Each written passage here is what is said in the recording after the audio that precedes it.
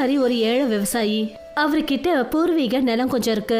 ஆனா கிரிதாரி பேங்க்ல இருந்து நிறைய கடன் வாங்கி வச்சிருக்காரு. அப்புறம் மோசமான வானிலை காரணத்தினால அவருடைய பயிர்களுக்கு பெரிய நஷ்டம் ஏற்பட்டுடுச்சு. எனக்கு என்ன தோணுதுன்னா இந்த தடவையும் மழை நமக்கு சாதகமாக இருக்காதுன்னு தோணுது. அப்படியெல்லாம் சொல்லாதீங்க. இது மட்டும் நடந்துருச்சுன்னா அப்புறம் இந்த முறை பேங்க் நம்மளோட நிலத்தை எல்லாத்தையும் வாங்கிப்பாங்க. ஏன்னா நாம 6 மாசமா பேங்க் லோன் கட்டவே இல்லைங்க. நான் எதுக்காக நம்மளோட விளைச்சல்லாம் வரக்கூடாதுன்னு நினைக்க போகிறேன். ஆனால் எதுவுமே நம்ம கையில் இல்லைல்ல. பயிர்களை அறுவடை செய்யற நேரம் வரும்போது வானத்துல இருந்து ஆலங்கட்டி மழை பெய்ய ஆரம்பிச்சிடுது. அப்புறம் கிரிதாரியோட பயிர்கள் எல்லாமே அழிஞ்சு போயிடுது. கிரிதாரியும் அவரோட மனைவி விமலாவும் 2 பேரும் அழ ஆரம்பிச்சிட்டாங்க. ஐயோ ராமா, நாம மோசம் போயிட்டோங்க. இதுக்கப்புறம் அந்த பேங்க்காரங்க நம்மள சும்மா விட மாட்டாங்க. எனக்கும் பயமா இருக்கு. ஒருவேளை நம்மளோட நிலமும் நம்ம கையை விட்டு போயிடுச்சுன்னா அப்புறம் நம்ம விவசாயம் பண்றதுக்கு என்ன பண்ணுவோம்? மறுநாள் கிரிதாரியோட வீட்டுக்கு பேங்க் மேனேஜர் வந்தாங்க. கிரிதாரி, நீங்க 6 மாசமா பேங்க் லோன் கட்டாம இருந்திருக்கீங்க. உடனே கட்ட வேண்டிய பணத்தை எடுத்து வைங்க. அப்புறம் உங்க நிலம் எல்லாத்தையும் நாங்க ஜப்தி பண்ணிடுவோம். இப்படி மட்டும் சொல்லாதீங்க மேடம். நீங்க ஒரு விவசாயியோட நிலத்தை புடுங்கிட்டீங்கன்னா அப்புறம் அவன் பிச்சை தான் எடுக்கணும். இங்க பாருங்க, உங்களை வேலை இல்லாம ஆக்குறதுல எனக்கு எந்த ஒரு விருப்பமும் இல்ல. ஆனா என்னோட சூழ்நிலை அப்படி. நானும் மேலிடத்துல பதில் சொல்லணும் இல்லையா? அப்படி உங்க கையில லோன் கட்டுறதுக்கான பணம் இல்லைன்னா நிலத்தோட பேப்பர்ஸை எங்க கிட்ட ஒப்படைச்சிருங்க. உங்க கிட்ட பணம் வந்ததுக்கு அப்புறமா கட்ட வேண்டிய லோனை கட்டிட்டு உங்க நில பத்திரத்தை வாங்கிக்கோங்க. அதுக்கப்புறம் நிலம் உங்களுக்கு சொந்தமாயிடும். கிரிதாரிக்கு கொஞ்சம் கூட விருப்பம் இல்லாம தன்னோட நில பத்திரங்களை பேங்க் மேனேஜர் கையில ஒப்படைச்சாரு. இத பார்த்துட்டு கிரிதாரியோட மனைவி அழ ஆரம்பிச்சாங்க. நாம மோசம் போயிட்டோங்க. இது நாள் வரைக்கும் நான் கேள்விப்பட்டதே கிடையாது. அதாவது ஒரு விவசாயியா இருந்து கூட அவங்களுடைய நிலம் அவங்களுக்கு சொந்தம் இல்லைன்னு.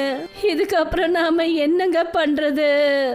நீ கவலைப்படாத, கடவுள் நமக்கு ஏதாவது ஒரு விதத்துல வழிகாட்டுவாரு. கொஞ்ச நாள் ஆனதுக்கு அப்புறமா கிரிதாரி காட்டுக்கு போனாரு. அங்க இருந்து ஒரு மூட்டை நிறைய மணலை கொண்டு வந்தாரு. இந்த காட்டுல இருந்து ஒரு மூட்டை ஃபுல்லா மண் எடுத்துட்டு வந்திருக்கேன். இந்த மண்ணை வச்சு நம்ம ஏதாவது விளைச்சல் பண்ண முடியும். ஆனா இந்த மண்ணை நாம எங்கெங்க வைக்கிறது? வேற எங்க, நம்ம மொட்டை மாடியில தான். கிரிதாரி அந்த மூட்டையில இருந்த மண்ணை மாடியில ஒரு மூலையில கொட்டி வச்சாரு. இதுல என்னங்க பயிரிடுறது? கோதுமை, நெல்லு இல்ல வேற எந்த ஒரு பயிர்களையும் பயிரிட முடியாது. நாம எதுக்காக இந்த மண்ணில் மூங்கில வளர்க்க கூடாது? எப்படியும் இப்பெல்லாம் மார்க்கெட்ல மூங்கிலுக்கு நல்ல மதிப்பு இருக்கு. இது சரியா இருக்குங்க. சரி, நான் என் நண்பன் கிட்ட இருந்து சில மூங்கில் விதைகளை வாங்கிட்டு வரேன். கிரிதாரி தன்னோட நண்பனை போய் பார்த்து சின்ன சின்ன மூங்கில் செடிகள்ல கடனா கேட்டு வாங்கிக்கிட்டு வந்தாரு. அப்புறம் அவங்க மாடியில கொட்டி வச்சிருந்த மணல்ல அந்த செடியை நட்டாரு. நாம இந்த செடிகளை நல்லபடியா பார்த்து வளர்ப்போங்க. இதுதாங்க நாம வாழ்றதுக்கான வாழ்வாதாரமே. அப்படி இதுவும் சரியா வளரலன்னா அப்புறம் நம்மளோட நம்பிக்கை மொத்தமா உடைஞ்சு போயிடுங்க. விமலா தினமும் மூங்கில் செடிகளுக்கு ஒவ்வொரு பக்கெட் தண்ணிய ஊத்துவா. அப்புறம் மெல்ல மெல்ல கொஞ்ச நாள்லயே அந்த மூங்கில் செடிகள் எல்லாம் நல்ல பச்சை பசேர்னு வளர்ந்துடுச்சு. பாத்தியா விமலா, உன்னோட உழைப்பு வீண் போகவே இல்ல. ஆனா ஒரு பிரச்சனை ஆயிடுச்சுங்க.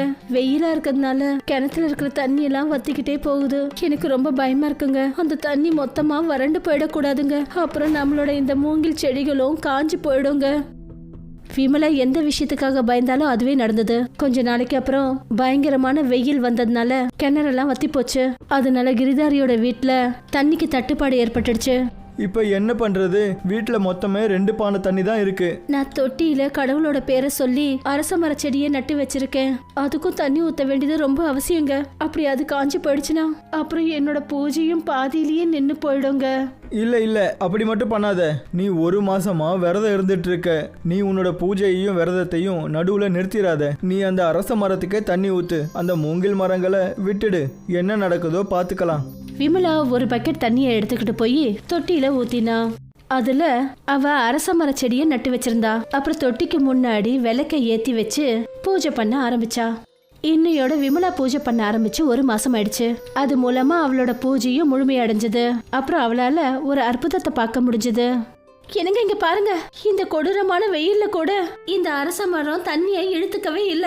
இந்த தொட்டியில நான் எவ்வளவு தண்ணியை ஊத்துனோ அப்படியே இருக்குங்க.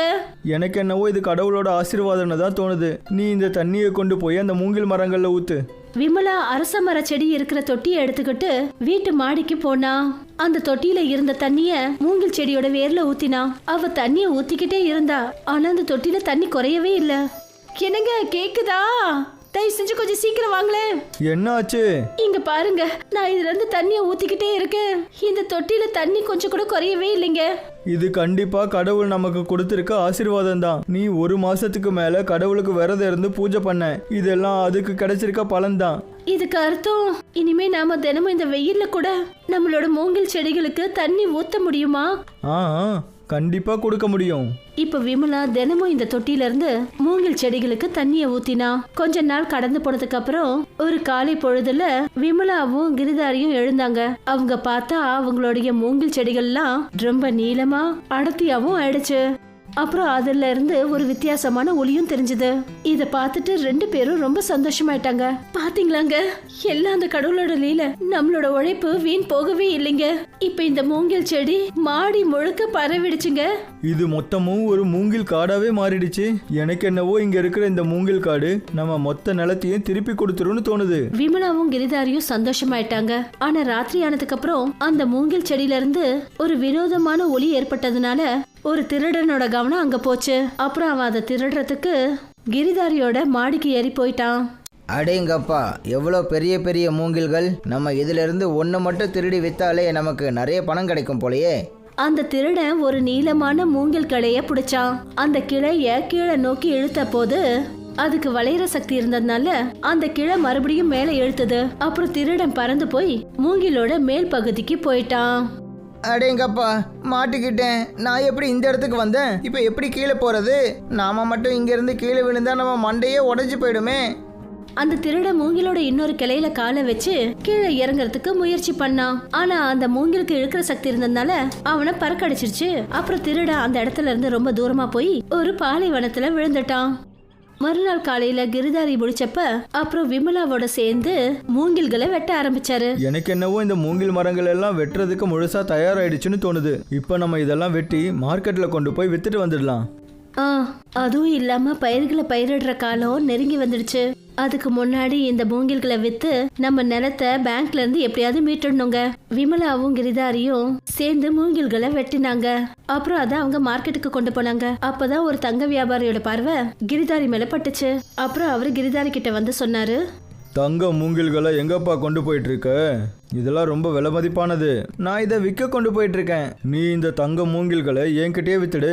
நான் உனக்கு இதுக்கு நல்ல லாபம் கொடுக்கறேன். கிரிதாரி அந்த தங்க மூங்கில்கள் எல்லாத்தையும் தங்க வியாபாரி கிட்ட வித்துட்டாரு. அப்புறம் அவர் இதுக்கு பதிலா கிரிதாரி கையில நிறைய பணம் கொடுத்தாரு. இந்த பணத்தை கிரிதாரி பேங்க்ல கொண்டு போய் கட்டினாரு. அப்புறம் தன்னோட நிலத்தை பேங்க்ல இருந்து மீட்டுட்டாரு.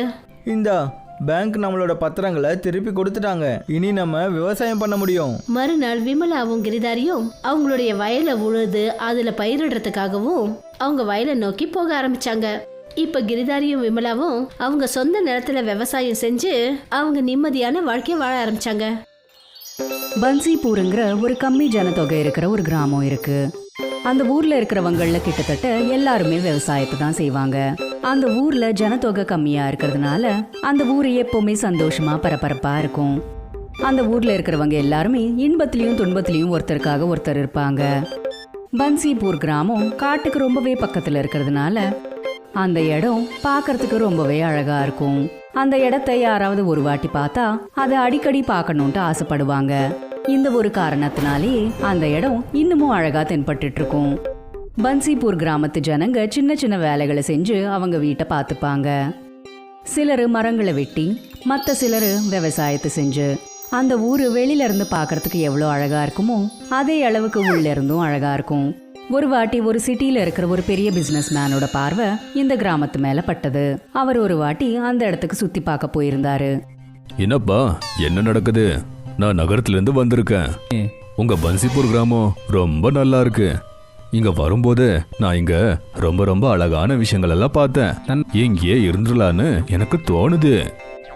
ஆமா ஆமா, இந்த கிராமம், இந்த காடு, அழகான இந்த சுற்றுச்சூழல் எல்லாமே ரொம்ப நல்லா இருக்கும். அது மட்டும் இல்ல, இங்க நிறைய பேர் வெளியில இருந்து சுத்தி பார்க்க வருவாங்க. இந்த இடத்த அவங்க சுத்தி பார்த்து இங்க விக்கிற சாப்பாடெல்லாம் அவங்க சந்தோஷமா சாப்பிட்டு போவாங்க. இது ரொம்ப நல்லா இருக்கு. நானும் கூட இங்க ஏதாச்சும் வியாபாரத்தை ஸ்டார்ட் பண்றேன். இந்த இடமெல்லாம் வெளியேந்து வருவாங்கல்ல, அவங்களுக்கு ரொம்ப பிடிக்கும். நீங்க சரியா சொல்றீங்க. உங்களுக்கு எங்கேயே இருக்கணும்னு தோணுச்சுன்னா இங்கே இருங்க. ஆனா நீங்க இங்க இருக்கணும்னா இந்த ஊர்ல கொஞ்சம் நிலத்தை நீங்க வாங்கிக்கணும். கொஞ்சம் தூரத்துல ஒரு கவர்மெண்ட் ஆபீஸ் இருக்கு. இதுக்காக நீங்க அங்க போய் விசாரிங்க. அந்த பட்டணத்து வியாபாரி, அதாவது விஜய், இந்த விஷயத்தை கேட்டதுமே அவன் உடனே அந்த ஊர் முழுக்க சுத்தி பார்த்து அந்த ஊர்ல இருக்கிற ஃபாரஸ்ட் ஆபீஸை தேடி கண்டுபிடிச்சு போனான். விஜயை பார்த்ததுமே ஃபாரஸ்ட் டிபார்ட்மெண்ட்ல இருக்கிறவங்க எல்லாருக்குமே விஜயோட கைக்கு கண்டிப்பா ஏதோ பெரிய மீனே சிக்கிருக்குன்ட்டு புரிஞ்சு போயிடுச்சு. ஓ, சொல்லுங்க சார், என்ன வேணும்? சார், நான் இங்க ஒரு இடத்த வாங்கணும்னு நினைக்கிறேன். கிட்டத்தட்ட ஒரு 100 ஏக்கர் வேணும். ஏன்னா அந்த இடத்துல நான் ஒரு ரெசார்ட்டை கட்ட போறேன். எப்படியோ இந்த இடத்த பார்க்கறதுக்கு நிறைய பேர் வந்துக்கிட்டே இருக்காங்க. இந்த ஊரோட அழகையும் மாற்றணும், அப்படியே என் ரெசார்ட்டையும் அழகா நான் வச்சுக்கணும். இடத்த பார்த்து கொடுக்கறது உங்களுக்கு கஷ்டமான வேலை இல்லைல்ல? உங்களை பார்த்தாலே எனக்கு தெரியுது. இன்னைக்கு எனக்கு ஒரு நல்ல நாள் தான். நீங்க பேப்பர் அப்புறம் பணத்தை ரெடி பண்ணுவீங்க. இந்த டீல் எனக்கு ரொம்ப பிடிச்சிருக்கு. உங்களுக்கு 100 ஏக்கர் தானே வேணும்? இங்க ஒரு பெரிய காடு இருக்கு. இதுல எனக்கும் கவர்மெண்ட்டுக்கும் 2 பேருக்குமே லாபம் கிடைக்கும். விஜய் இந்த விஷயத்தை கேட்டு ரொம்பவே சந்தோஷப்பட்டான். அப்புறம் பன்சிபூர் காட்டுல இருக்கிற ஒரு சின்ன இடத்துல அந்த இடத்தோட அழகெல்லாம் தெரியற மாதிரி சொந்தமா ஒரு சின்ன ரிசார்ட்டே கட்டிக்கிட்டான். இப்படி ஒரு ரிசார்ட் இருக்கிறதுனால தூரத்துல இருந்தெல்லாம் கூட ஜனங்க அவங்களோட குடும்பத்தோட சேர்ந்து வந்து அங்க இருக்கிற அழகெல்லாம் ரசிச்சு ரொம்பவே என்ஜாய் பண்ணிட்டு இருந்தாங்க. ஜனங்க அவங்களோட குடும்பத்தோட சேர்ந்து அந்த இடத்த சுத்தி பார்க்கறதுக்காக வந்துட்டு இருந்தாங்க. கப்பிள்ஸ் ஹனிமூனுக்காக வர ஆரம்பிச்சாங்க. ஊர்ல இருக்கிற அந்த ஒரு லைவ்லி அட்மாஸ்பியர்னால விஜயோட வியாபாரம் ரொம்ப நல்லா ஓடிட்டு இருந்தது. இப்படிப்பட்ட ஒரு அழகான இடத்துல ஜனங்க எல்லாரும் அமைதியை தேடி வந்துட்டு இருந்தாங்க. அப்புறம் இதனாலேயே விஜய் நிறைய லாபங்களை சம்பாதிக்க ஆரம்பிச்சிட்டான். அப்புறம் பார்த்துக்கிட்டு இருக்கும் போதே விஜயோட மனசுல பேராசை முளைச்சிடுச்சு. அவன் அந்த காட்டுக்குள்ள இருக்கிற இன்னும் நிறைய இடத்த வாங்கிட்டான். அப்புறம் அந்த புதுசா வாங்கின இடத்துல நிறைய ரெஸ்டாரண்ட்ஸ், லாட்ஜஸ், கடைங்கன்னு ஆரம்பிச்சிட்டான். இதனால வெறும் 10 வருஷத்துல நிறைய மரங்களால நிறைஞ்சிருந்த பாதிக்கு மேல காடு ஒரேடியா சிமெண்ட் காடா மாறி போயிடுச்சு. எல்லாமே நல்லா போகுது. கடவுள் கிருபையால வியாபாரம் நல்லபடியா நடக்குது. ஆனா கொஞ்ச நாட்களா டூரிஸ்டும் வரமாட்டாங்க. விவசாயம் கூட நல்லபடியா நடக்க மாட்டேங்குது. அதுக்கு காரணம் என்னன்னு நான் இப்போ தெரிஞ்சுக்கணும். கன்ஷு? எஸ் சார், டீயும் பண்ணி வச்சிருக்கேன், காஃபியும் பண்ணி வச்சிருக்கேன். உங்களுக்கு என்ன வேணும் சார்? ஆமா, இப்பப்போ நம்ம ரெசார்ட்டுக்கு டூரிஸ்ட் வரமாட்டாங்க. இதுக்கு காலையிலேருந்து பார்க்குறேன். என்னையும் உன்னையும் தவிர இந்த ரெசார்ட்ல யாருமே இல்லையே. இப்படியே போச்சுன்னா நம்மளால கரண்ட் பில் கூட கட்ட முடியாது. சார், இப்போ ஜனங்க வந்து பார்க்கறதுக்கு இந்த இடத்துல ஒன்றுமே இல்லையில சார். அப்படி இருக்கும்போது அவங்க வந்து என்ன பார்ப்பாங்க? இங்கேயும் சிட்டி போல பெரிய பெரிய பில்டிங்கு, புகை, பொல்யூஷன் எல்லாமே இங்கே வந்துருச்சு சார்.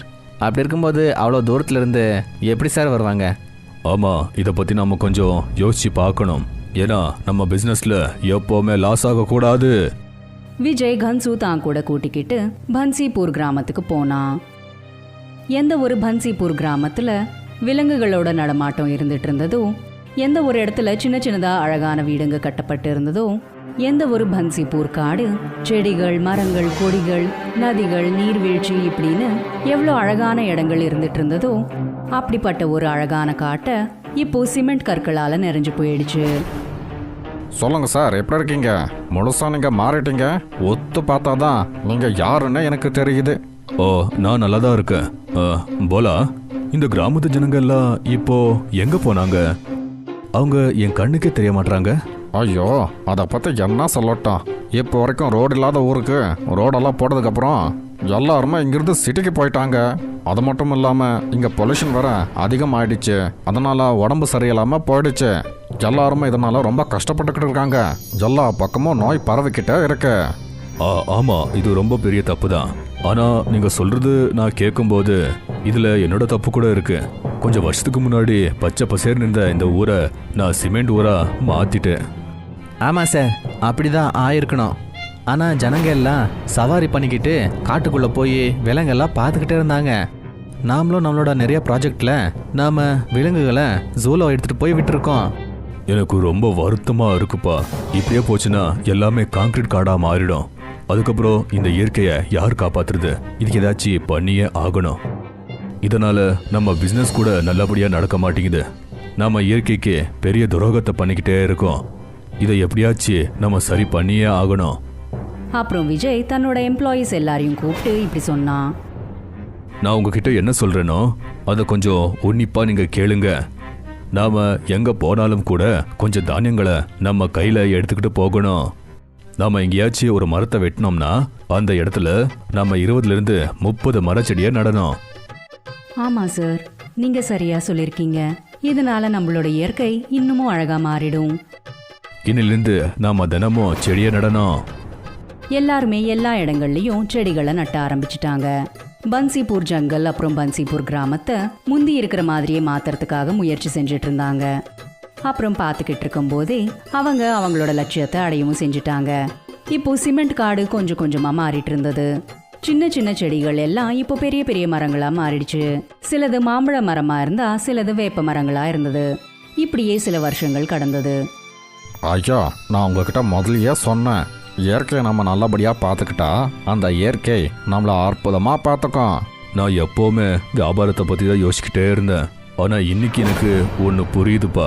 இயற்கையை நம்ம பாதுகாக்கணும். அதுக்கப்புறம் தான் பிஸ்னஸ் எல்லாம். நான் எவ்வளோ பெரிய தப்பு பண்ணிட்டேன். இனிமே ஒரு மரத்தை வெட்டினாலும் கூட அந்த இடத்துல 100 செடியை நான் கண்டிப்பாக நடுவேன். இப்படி பண்ணணும்னு எனக்கு புரிஞ்சு போச்சு. ஐயா, நீங்கள் யோசித்த மாதிரி இந்த உலகத்தில் இருக்கிற எல்லாருமே யோசிச்சாங்கன்னா காற்றும் நல்லா சுத்தமாக இருக்கும். யாருக்குமே எந்த நோய் கூட வரவே வராது. இப்படி விஜய் தன்னோட வியாபாரத்தையும் அப்புறம் இயற்கையும் ரெண்டுத்தையும் நல்லா பார்த்துக்கிட்டான். இப்போ அந்த சிமெண்ட்டுக்கான காடு மறுபடியும் மரங்களால நிறைஞ்ச காடா மாறிடுச்சு. இப்போ மறுபடியும் அங்க இருக்கிற தூய்மையான காத்தை சுவாசிக்கிறதுக்காக ஜனங்க வர ஆரம்பிச்சிட்டாங்க. எல்லாம் முன்ன போலவே மாறிடுச்சு. இப்போ ஜனங்க எல்லாருமே அந்த ஊர்ல இருக்கிற அழகை ரசிக்கிறதுக்காக மறுபடியும் வர ஆரம்பிச்சிட்டாங்க.